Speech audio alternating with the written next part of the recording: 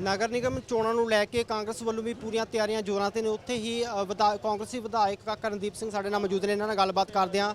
Sir, Nagar Nigam ਚੋਣਾਂ ਨੂੰ ਲੈ ਕੇ ਤਿਆਰੀਆਂ ਪੂਰੇ ਜ਼ੋਰਾਂ ਤੇ ਨੇ, ਕਿਹੜੇ ਮੁੱਦਿਆਂ ਨੂੰ ਲੈ ਕੇ ਕਾਂਗਰਸ ਇਸ ਵਾਰ ਚੋਣਾਂ ਲੜ ਰਹੀ ਹੈ? ਅਸੀਂ ਜਿਹੜੇ ਵਿਕਾਸ ਦੇ ਕਾਰਜ ਹਨ ਲੋਕਾਂ ਦੇ ਤਹਿਤ ਰੂਬਰੂ ਕਰ ਰਹੇ ਹਾਂ, ਲੋਕਾਂ ਨੂੰ ਜਾਣੂ ਕਰ ਰਹੇ ਹਾਂ ਕਿ ਜਿਹੜੀ ਸਮੱਸਿਆ ਇੰਨੇ ਸਾਲਾਂ ਦੀਆਂ, ਕਿਉਂਕਿ ਮਹਿਸੂਸ ਕੀਤਾ ਜਾਂਦਾ ਹੈ ਆਮ ਤੌਰ ਤੇ ਜਿੱਥੇ ਵੀ ਇਲੈਕਸ਼ਨਾਂ ਹੁੰਦੀਆਂ, ਚਾਹੇ ਸਾਡੀ ਵਿਧਾਨ ਸਭਾ ਦੀਆਂ ਚਾਹੇ ਨਗਰ ਕੌਂਸਲ ਦੀਆਂ, ਹਲੇ ਵੀ ਆਪਾਂ ਗਲੀਆਂ ਨਾਲੀਆਂ 'ਚ ਰੁੱਝੇ ਹੋਏ ਹਾਂ। ਔਰ ਅੱਜ ਸਮਾਂ ਆ ਗਿਆ ਤਬਦੀਲੀ ਲਿਆਉਣ ਦਾ, ਤਾਂ ਕਿ ਬੱਚੇ ਸਾਡੇ ਜਿਹੜੇ ਵਿਦੇਸ਼ਾਂ ਕਨੀ ਝਾਕਾ ਕਰ ਰਹੇ ਉਹਨਾਂ ਨੂੰ ਉਰੇ ਰੋਕ ਸਕੀਏ, ਕਿਉਂਕਿ ਜਿਹੜੀ ਹਿਊਮਨ ਟੈਲੈਂਟ ਹੈ ਉਹ ਆਪਣੀ ਇੱਥੋਂ ਬਾਹਰ ਜਾ ਰਹੀ ਹੈ। ਸੋ ਉਹਦੇ ਲਈ ਅਸੀਂ ਐਸੇ ਪ੍ਰੋਜੈਕਟ ਜਿਹੜੇ ਗੋਬਿੰਦਗੜ੍ਹ 'ਚ ਲਾਗਤ ਕਰ ਰਹੇ ਹਾਂ, ਜਿਵੇਂ ਸਾਡੇ ਮੇਨ ਵੇਸਟ ਮੈਨੇਜਮੈਂਟ ਪਲਾਂਟ ਦਾ ਸਾਡਾ ਲੱਗ ਰਿਹਾ, ਜਿਹਦੇ ਨਾਲ ਬਾਇਓਡਾਈਜੈਸਟਰ ਪੰਜਾਬ ਦਾ ਪਹਿਲਾ ਹੈਗਾ ਉਹ ਮੁਕੰਮਲ ਹੋਣ ਜਾ ਰਿਹਾ ਹੈ। ਸਾਡੇ ਨੈਸ਼ਨਲ ਹਾਈਵੇ ਅਥਾਰਟੀ ਤੋਂ ਸਾਡਾ ਅੰਬੇ ਮਾਜਰੇ ਦਾ ਪੁਲ ਮੁਕੰਮਲ 23 ਤਰੀਕ ਤੋਂ ਨਿਰਮਾਣ ਸ਼ੁਰੂ ਹੋ ਰਿਹਾ ਹੈ।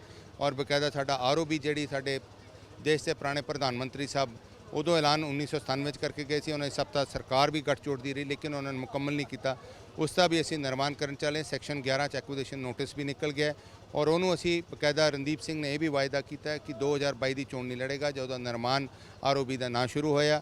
ਔਰ ਕੁਝ ਹਾਈਵੇ ਦੀ ਦੋਨੋਂ ਪਾਸੇ ਬਿਊਟੀਫਿਕੇਸ਼ਨ ਹੈ, ਨਾਲ ਟਰੱਕ ਸਟੈਂਡ ਦੀ ਪ੍ਰੋਪਰ ਪ੍ਰੋਵੀਜ਼ਨ ਕਰਕੇ, ਔਰ ਜਿਹੜਾ ਸਾਡਾ ਸੂਆ ਆਉਂਦਾ ਪਿਛਲੇ ਪਾਸੇ ਜਿਹੜਾ ਸਰਹੰਦ ਮਾਈਨਰ ਲੱਗਦਾ ਉਹਦੀ ਡਿਵੈਲਪਮੈਂਟ ਦਾ ਮੁੱਦਾ ਲੈ ਕੇ ਅਸੀਂ ਲੋਕਾਂ ਤੱਕ ਜਾ ਰਹੇ ਹਾਂ, ਤਾਂ ਕਿ ਗਾਹਾਂ ਨੂੰ ਡਿਵੈਲਪਮੈਂਟ ਦੇ ਆਧਾਰ ਤੇ ਅਸੀਂ ਮੰਡੀ ਗੋਬਿੰਦਗੜ੍ਹ ਦਾ ਲੋਕਾਂ ਦਾ ਦਿਲ ਜਿੱਤ ਸਕੀਏ, ਤਾਂ ਕਿ ਗਾਹਾਂ ਨੂੰ ਸਾਡੀ ਬਹੁਮਤ ਹਾਸਲ ਹੋਏ।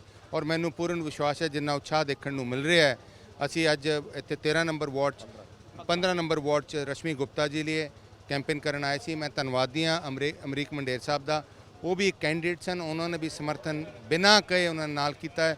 ਮੈਂ ਦਿਲ ਦੀ ਗਹਿਰਾਈਆਂ 'ਚ ਉਹਨਾਂ ਦਾ ਵੀ ਕੋਟ ਧੰਨਵਾਦ ਕਰਦਾ, ਉਸ ਪਰਿਵਾਰ ਦਾ ਵੀ ਔਰ ਸਾਰਿਆਂ ਦਾ ਜਿਨ੍ਹਾਂ ਨੇ ਸਾਨੂੰ ਇੱਥੇ ਆ ਕੇ ਸਾਡੇ ਅਲਫਾਜ਼ ਸੁਣੇ, ਲਫ਼ਜ਼ ਸੁਣੇ ਔਰ ਵਿਸ਼ਵਾਸ ਦਿੱਤਾ ਕਿ ਅਸੀਂ ਬੜੀ ਭਾਰੀ ਬਹੁਮਤ ਨਾਲ ਮੋਹਨ ਗੁਪਤਾ ਜੀ ਦੀ ਧਰਮ ਪਤਨੀ ਨੂੰ ਜਿਤਾ ਕੇ ਭੇਜਾਂਗੇ। ਪਰਮਾਤਮਾ ਸੁੱਖ ਰੱਖੇ, ਸਾਡੀ 29 ਦੀ 29 ਸੀਟਾਂ ਅਸੀਂ ਹਾਸਲ ਕਰਾਂਗੇ। ਜਿਸ ਤਰ੍ਹਾਂ ਸ਼੍ਰੋਮਣੀ ਅਕਾਲੀ ਦਲ ਤੇ ਆਮ ਆਦਮੀ ਪਾਰਟੀ ਕਈ ਥਾਵਾਂ ਤੇ ਇਲਜ਼ਾਮ ਲਗਾ ਰਹੀ ਹੈ ਕਿ ਕਾਂਗਰਸ ਧੱਕੇਸ਼ਾਹੀ ਕਰ ਰਹੀ ਹੈ ਇਹਨਾਂ ਚੋਣਾਂ ਨੂੰ ਲੈ ਕੇ, ਉਹ ਇਲਜ਼ਾਮਾਂ ਨੂੰ ਕਿਵੇਂ ਦੇਖਦੇ ਹੋ? ਦੇਖੋ, ਮੈਂ ਸਮਝਦਾ ਉਹਨਾਂ ਦਾ ਜਿਹੜਾ ਕਹਿਣਾ ਹੈ ਹਰ ਪਾਰਟੀ ਅੱਜ ਕੱਲ੍ਹ ਕਿੰਤੂ ਪ੍ਰੰਤੂ ਕਰਦੀ ਹੈ।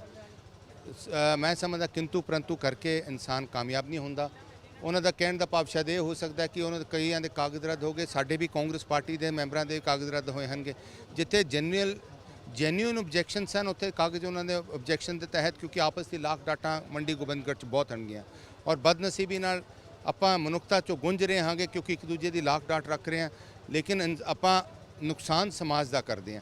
ਤਾਂ ਮੈਂ ਸਮਝਦਾ ਇਸ ਤੋਂ ਉੱਚੇ ਉੱਠ ਕੇ ਸਾਰਿਆਂ ਨੂੰ ਸਮਰਥਨ ਦੇਣਾ ਚਾਹੀਦਾ ਰਲ ਮਿਲ ਕੇ, ਤਾਂ ਕਿ ਸਰਕਾਰ ਬਣੇ। ਆਪਣੀ ਸਰਕਾਰ ਹੈ ਕਾਂਗਰਸ ਪਾਰਟੀ ਦੀ, ਆਪਾਂ ਰਲ ਮਿਲ ਕੇ ਵਿਕਾਸ ਕਰਾਈਏ ਔਰ ਹਲਕੇ ਦਾ ਨੁਹਾਰ ਬਦਲਣ ਦੀ ਕੋਸ਼ਿਸ਼ ਕਰੀਏ, ਜਿਹੀ ਸਰਕਾਰਾਂ ਦਾ ਫਰਜ਼ ਹੁੰਦਾ ਔਰ ਇਹੀ ਇਸ ਉਪਰਾਲਾ ਲੈ ਕੇ ਲੋਕਾਂ ਤੱਕ ਚੱਲੇ। ਇੱਕ ਪਾਸੇ ਤਾਂ ਇਹ ਚੋਣਾਂ ਆ ਗਈਆਂ, ਦੂਜੇ ਪਾਸੇ ਕਿਸਾਨੀ ਅੰਦੋਲਨ ਚੱਲ ਰਿਹਾ ਤੇ ਕੇਂਦਰ ਸਰਕਾਰ ਦਾ ਸਟੈਂਡ ਸਪਸ਼ਟ ਹੈ ਕਿ ਅਸੀਂ ਕਾਨੂੰਨ ਰੱਦ ਨਹੀਂ ਕਰਾਂਗੇ, ਤੇ ਕਿਸਾਨ ਕਹਿੰਦੇ ਨੇ ਕਾਨੂੰਨ ਰੱਦ ਕਰਵਾਏ ਤੋਂ ਬਿਨਾਂ ਅਸੀਂ ਵਾਪਸ ਨਹੀਂ ਆਵਾਂਗੇ। ਤੇ ਵਿੱਚ ਦਾ ਰਸਤਾ ਕੀ ਹੈ ਤੇ ਹੱਲ ਕਿੱਦਾਂ ਨਿਕਲੇਗਾ? ਦੇਖੋ, ਬਦਨਸੀਬੀ ਹੈ, ਦੇਸ਼ ਦੇ ਪ੍ਰਧਾਨ ਮੰਤਰੀ ਸਾਹਿਬ ਨੂੰ ਸੁਣ ਲੈਣੀ ਚਾਹੀਦੀ ਹੈ। ਜਿਹੜੇ ਹਾਲਾਤ 'ਚੋਂ ਕਿਹੜਾ ਕਿਸਾਨ ਰਾਜੀ ਹੈ ਜਿਹੜਾ ਆਪਣਾ ਘਰ-ਬਾਰ ਛੱਡ ਕੇ, ਜਿਹੜਾ ਢਿੱਡ ਪਾਲਦਾ, ਆਪਣੇ ਬੱਚਿਆਂ ਦਾ ਪਾਲਣ ਪੋਸ਼ਣ ਕਰਦਾ ਹੈ, ਜਿਹੜਾ ਜਾ ਕੇ ਦਿੱਲੀ 'ਚ ਬੈਠੇ ਹੋਣਗੇ ਔਰ ਪ੍ਰਧਾਨ ਮੰਤਰੀ ਸਾਹਿਬ ਨੂੰ ਬੇਨਤੀ ਕਰ ਰਹੇ ਹਾਂ। ਆਪਾਂ ਜੇ ਕਹਿੰਦੇ ਆ ਜ਼ਿੰਦਗੀ ਦੇ ਸਫ਼ਰ 'ਚ ਇਨਸਾਨ 'ਚ ਕੋਈ ਵ੍ਰਿਕਸ਼ ਵੀ ਆਕੜ ਜਾਂਦਾ ਹੈ ਨਾ, ਹਵਾ ਦਾ ਝਾਂਕਾ ਉਹਦੇ ਉਹ ਵ੍ਰਿਕਸ਼ ਨੂੰ ਵੀ ਤੋੜ ਦਿੰਦਾ। ਜਿੰਨਾ ਇਨਸਾਨ ਵੱਡਾ ਹੁੰਦਾ ਹੈ ਵ੍ਰਿਕਸ਼ ਮੁਰਝਾਉਂਦਾ ਹੈ, ਛਾਂ ਵੱਧਦੀ ਹੁੰਦੀ ਹੈ। ਤਾਂ ਮੈਂ ਬੇਨਤੀ ਕਰਾਂਗਾ ਤੁਹਾਡੇ ਮਾਧਿਅਮ ਦੇ ਜ਼ਰੀਏ, ਕਿਸਾਨ ਰਾਜੀ ਨਹੀਂ ਹੋਣਗੇ, ਇਹ ਜਿੱਦ ਵਾਲਾ ਸਵਾਲ ਨਹੀਂ ਹੈ। ਜੇ ਉਹਨਾਂ ਦੀ ਢਿੱਡ ਨੂੰ ਲੱਤ ਮੰਨ ਰਹੀ ਹੈ ਔਰ ਕਾਨੂੰਨ ਐਸਾ ਹੈਗਾ ਜਿਹੜਾ ਕਿਹੜੇ ਕਾਨੂੰਨ 'ਚ ਲਿਖਿਆ ਕਾਇਦਾ, ਕਿਹੜੇ ਕਾਨੂੰਨ ਕਾਇਦੇ ਸਾਡੇ ਘਰਾਂ 'ਚ ਲਿਖਿਆ, ਇਹ ਕਿਸਾਨਾਂ ਤੱਕ ਸੰਬੰਧਿਤ ਨਹੀਂ ਹੈ ਕਿ ਸਾਡਾ ਘਰ ਕੋਈ ਕਿਰਾਏਦਾਰ ਲੈ ਕੇ ਉਸ 'ਤੇ ਲੋਨ ਲੈ ਲੇ। ਜੇ ਸਾਡੇ ਵਪਾਰੀ ਲੋਕ ਆ ਕੇ, ਕਿਸਾਨ ਨੂੰ ਤਾਂ ਲੋਨ ਮਿਲਦਾ ਨਹੀਂ ਉਹਦੀ ਜ਼ਮੀਨ ਤੇ, ਵਪਾਰੀ ਜਾ ਕੇ ਉਹਦੀ ਜ਼ਮੀਨ 'ਚ ਠੇਕੇ ਤੇ ਲੈ ਕੇ ਉਹ ਤੇ ਲੋਨ ਲੈਣ ਤਾਂ ਵਿਚਾਰਾ ਕਿਸਾਨ ਤਾਂ ਰੁਲੀ ਜਾਊਗਾ ਨਾ। ਇਸ ਕਾਨੂੰਨ ਕਾਇਦੇ 'ਚ ਲਿਖਿਆ MSP ਉਹ ਮੰਗ ਰਹੇ ਹਨਗੇ, ਜੇ ਸੁਰੱਖਿਆ ਦੇਣਾ ਚਾਹੁੰਦੇ ਹਨਗੇ ਤਾਂ ਇਹ ਕਾਨੂੰਨ 'ਚ ਥੋੜੀ ਤਬਦੀਲੀਆਂ ਕਰਨ ਦਾ ਕੀ ਨੁਕਸਾਨ ਹੋ ਸਕਦਾ? ਆਪਣੇ ਦੇਸ਼ ਦੀ ਤਰੱਕੀ ਲਈ ਕਰ ਰਹੇ ਹਾਂ, ਕਿਸਾਨ ਲਈ ਕਰ ਰਹੇ ਹਾਂ। ਜਿਹੜਾ ਕਿਸਾਨ ਵਿਚਾਰਾ ਅੰਦੋਲਨ 'ਚ ਬੈਠਾ, ਕਿਹੜਾ ਕਿਸਾਨ ਖੁਸ਼ ਹੈ? ਪਹਿਲਾਂ ਤਖਤ ਸਾਹਿਬ ਰੋਏ ਸੀਗੇ ਤੇ ਰਾਤ ਨੂੰ ਹੀ ਟਰਾਲੀਆਂ ਭਰ ਕੇ ਯੂਪੀ ਤੋਂ, ਆਂਧਰਾ ਤੋਂ ਚੱਲ ਕੇ ਇਕੱਠੇ ਹੋ ਗਏ ਜਾ ਕੇ। ਤੇ ਜੇ ਕਿਸਾਨਾਂ ਨਾਲ ਆਪਾਂ ਵਿਤਕਰਾ ਕਰਾਂਗੇ, ਸਾਡੇ ਅੰਨਦਾਤਾ ਹਣਗੇ। ਨੁਕਸਾਨ ਵਪਾਰੀਆਂ ਦਾ ਵੀ ਹੈ, ਕਿਉਂਕਿ ਅੱਜ ਆਟਾ ਜੇ ਤੁਹਾਨੂੰ 10 ਰੁਪਏ ਕਿਲੋ ਮਿਲਦਾ, ਕੱਲ੍ਹ ਨੂੰ 500 ਰੁਪਏ ਕਿਲੋ ਹੋ ਜਾਊਗਾ, ਮਹਿੰਗਾ ਹੋ ਜਾਊਗਾ। ਨੁਕਸਾਨ ਤਾਂ ਸਾਡੇ ਦੇਸ਼ ਦਾ ਹੋ ਰਿਹਾ। ਤਾਂ ਇਹ ਮੈਂ ਸਮਝਦਾ ਆਪਣੀ ਮਤਭੇਦ ਦੀ ਭਾਵਨਾ ਨਾਲੋਂ, ਬਦਲੇ ਦੀ ਭਾਵਨਾ ਨਾਲੋਂ ਥੋੜਾ ਨਿਮਰਤਾ ਤਹਿਤ ਇਹਨੂੰ ਸੁਲਝਾਉਣਾ ਚਾਹੀਦਾ, ਕਿਉਂਕਿ ਇਹੀ ਸਾਡੇ ਜਿਹੜੇ ਸਾਡੇ ਸੁਤੰਤਰ ਸੁਆਮੀ ਹਨਗੇ ਜਿਨ੍ਹਾਂ ਨੇ ਆਜ਼ਾਦੀ ਦੀ ਲੜਾਈ ਲੜੀ ਹੈ, ਉਹਨਾਂ ਨੇ ਨਿਮਰਤਾ ਤਹਿਤ ਲੜਾਈ ਲੜੀ ਹੈ ਔਰ ਦੇਸ਼ ਨੂੰ ਆਜ਼ਾਦੀ ਦਿਲਾਈ ਹੈ। ਇੱਕ ਜਮਹੂਰੀਅਤ ਨੂੰ ਆਪਾਂ ਖਾਤਮਾ ਕਰਨ ਲੱਗੇ ਹਾਂ, ਜਿਸ ਜਮਹੂਰੀਅਤ ਦੇ ਤਹਿਤ ਆਪਾਂ ਜਿਹੜੀ ਜਮਹੂਰੀਅਤ ਨੂੰ ਸਾਰੇ ਸੰਸਾਰ 'ਚ ਪੂਜਿਆ ਜਾਂਦਾ ਹੈ। ਤਾਂ ਮੈਂ ਤਾਂ ਤੁਹਾਡੇ ਮਾਧਿਅਮ ਦੇ ਜ਼ਰੀਏ ਇਹੀ ਬੇਨਤੀ ਕਰਾਂਗਾ ਕਿ ਜਮਹੂਰੀਅਤ ਨੂੰ ਜ਼ਰੂਰ ਬਰਕਰਾਰ ਰੱਖੋ, ਕਿਉਂਕਿ ਦੇਸ਼ ਦਾ ਵਿਸ਼ਵਾਸ ਹੈ। ਜੇ ਆਪਾਂ ਉਹਨੂੰ ਜਮਹੂਰੀਅਤ ਦੇ ਢਾਂਚੇ ਨੂੰ ਤੋੜਾਂਗੇ, ਕੱਲ ਨੂੰ ਇੱਕ ਪ੍ਰੈਸੀਡੈਂਟ ਬਣ ਜਾਊਗਾ, ਨੁਕਸਾਨ ਦੇਸ਼ ਦੀ ਇਕਨੋਮੀ ਨੂੰ ਹੋਣਾ ਹੈ। ਕੋਈ ਇਕਨੋਮੀ 'ਚ ਤਰੱਕੀ ਨਹੀਂ ਕਰ ਸਕਦੀ ਐਡੀ ਵੱਡੀ ਤਾਦਾਦ ਜਿੱਥੇ ਲੋਕ ਬਸਦੇ ਹਨਗੇ, 131 ਕਰੋੜ ਦੀ ਆਬਾਦੀ ਹੈ, ਜੇ ਫੋਰਨ ਡਾਇਰੈਕਟ ਇਨਵੈਸਟਮੈਂਟ ਨਹੀਂ ਆਉਂਦੀ। ਫੋਰਨ ਡਾਇਰੈਕਟ ਇਨਵੈਸਟਮੈਂਟ ਤਦ ਹੀ ਆਏਗੀ ਜੇ ਸੈਂਸ ਆਫ ਸਿਕਿਉਰਿਟੀ ਹੋਏਗੀ, ਜੇ ਸੁਰੱਖਿਅਤ ਮਹਿਸੂਸ ਕਰਨਗੇ ਤਾਂ ਪੈਸਾ ਇੱਥੇ ਲਾਗਤ ਕਰਨਗੇ, ਨਹੀਂ ਤਾਂ ਪੈਸਾ ਨਹੀਂ ਲੱਗਣਾ। ਤੇ ਤਰੱਕੀ ਲਈ ਦੇਸ਼ ਦੇ ਆਪਾਂ ਨੂੰ ਸਾਰੇ ਦੇਸ਼ਾਂ ਦੇ ਵਿਦੇਸ਼ਾਂ ਦੇ ਪੈਸੇ ਦੀ ਵੀ ਲੋੜ ਹੈ, ਜਿੱਥੇ ਸਾਡੇ ਭਾਰਤ ਦੀ ਸਾਨੂੰ ਲੋੜ ਹੈ। ਜਿਸ ਤਰ੍ਹਾਂ ਲਾਲ ਕਿਲ੍ਹਾ ਹਿੰਸਾ ਮਾਮਲੇ ਨੂੰ ਲੈ ਕੇ ਦੀਪ ਸਿੱਧੂ ਦੀ ਗ੍ਰਿਫਤਾਰੀ ਹੋਈ, ਉਹ ਗ੍ਰਿਫਤਾਰੀ ਨੂੰ ਕਿਵੇਂ ਦੇਖਦੇ ਹੋ? ਦੇਖੋ, ਉਹਨਾਂ ਦਾ ਹੀ ਬੰਦਾ ਸੀਗਾ, ਤੁਸੀਂ ਪਹਿਲਾਂ ਦੇਖਿਆ ਦਿਓਲ ਸਾਹਿਬ ਦੇ ਨਾਲ ਸੀ, ਉਸ ਤੋਂ ਬਾਅਦ ਉਹਨਾਂ ਨੂੰ ਗ੍ਰਿਫਤਾਰ ਕਰ ਲਿਆ। ਉਹਨਾਂ ਤੋਂ ਕੁਝ ਬਿਆਨ ਬੁਨ ਕਰਾ ਦੇਣਗੇ। ਮੈਂ ਸਮਝਦਾ ਐਸੀ ਮਤਭੇਦ ਦੀ ਭਾਵਨਾ ਨਾਲ ਰਾਜਨੀਤੀ ਨਹੀਂ ਕੀਤੀ ਜਾਂਦੀ ਹੁੰਦੀ। ਰਾਜਨੀਤੀ ਨਿਮਰਤਾ ਰੱਖ ਕੇ ਤਰੱਕੀ ਕਰਨਾ ਪੈਂਦਾ ਹੈ। ਭਾਜਪਾ ਆਗੂ ਇਲਜ਼ਾਮ ਲਗਾ ਰਹੇ ਨੇ ਕਿ ਉਹਦੇ ਵਿੱਚ ਕਾਂਗਰਸ ਦਾ ਹੱਥ ਸੀਗਾ, ਕਾਂਗਰਸ ਦੇ ਨਾਲ ਮਿਲਿਆ। ਦੇਖੋ, ਮੈਂ ਤਾਂ ਪਹਿਲਾਂ ਵੀ ਤੁਹਾਨੂੰ ਜ਼ਿਕਰ ਕਿਹਾ, ਕਿਸੇ ਤੇ ਕਿੰਤੂ ਪਰੰਤੂ ਕਰਕੇ ਦੇਸ਼ ਤਰੱਕੀ ਨਹੀਂ ਕਰ ਸਕਦਾ। ਜਮਹੂਰੀਅਤ ਲਈ, डेमोक्रेसी लिए ਵਿਰੋਧੀ ਧਿਰ ਵੀ ਜ਼ਰੂਰੀ ਹੈ, ਵਿਰੋਧੀ ਧਿਰ ਦੀ ਆਵਾਜ਼ ਵੀ ਜ਼ਰੂਰੀ ਹੈ। ਔਰ ਜੇ ਵਿਰੋਧੀ ਧਿਰ ਨੂੰ ਅਸੀਂ ਖਤਮ ਕਰਾਂਗੇ ਤਾਂ ਜਮਹੂਰੀਅਤ ਨੂੰ ਆਪ ਖਤਮ ਕਰਨ ਲਈ ਆਪਾਂ ਖੁਦ ਗੁਨੇਗਾਰ ਹੋਵਾਂਗੇ।